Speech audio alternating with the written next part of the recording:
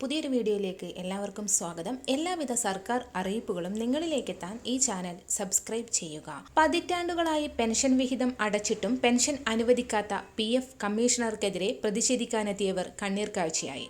കാഴ്ച നഷ്ടപ്പെട്ടവർ, ഗുരുതര രോഗം ബാധിച്ച് ചികിത്സയ്ക്ക് പണമില്ലാതെ കഷ്ടപ്പെടുന്നവർ, നിത്യച്ചെലവിന് പോലും വഴിയില്ലാതെ പ്രതിസന്ധിയിലായവരാണ് പ്രതിഷേധിക്കാനെത്തിയവർ. മറ്റു PF കമ്മീഷണർമാർ ശമ്പളത്തിന് ആനുപാതികമായി ഉയർന്ന പെൻഷൻ അനുവദിക്കുമ്പോഴും പെൻഷൻ ഇനത്തിൽ ₹1 പോലും അനുവദിക്കാത്ത കോഴിക്കോട് എംപ്ലോയീസ് പ്രൊവിഡന്റ് ഫണ്ട് കമ്മീഷണറുടെ നടപടിക്കെതിരെ പ്രതിഷേധിക്കാനാണ് പ്രായവും രോഗവും തളർത്തിയിട്ടും ഇവർ രംഗത്തെത്തിയിരിക്കുന്നത്.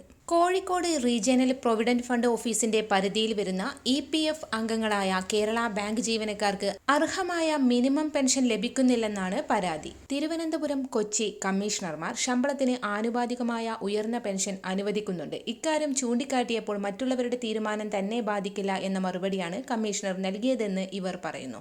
കമ്മീഷണർക്കെതിരെ കോടതിയലക്ഷ്യ ഹർജി നൽകാനൊരുങ്ങുകയാണ് ഇവർ. നിത്യച്ചെലവിന് പോലും പണമില്ലാതെ കഷ്ടപ്പെടുമ്പോഴും കോടതി കയറിയിറങ്ങാൻ പണം കണ്ടെത്തേണ്ടതാണ് കൂടുതൽ ദുരിതമാകുന്നത്. വരും ദിവസങ്ങളിലെ ഇൻഫോർമേറ്റീവായ വാർത്തകൾക്കായി ഈ ചാനൽ സബ്സ്ക്രൈബ് ചെയ്യുക.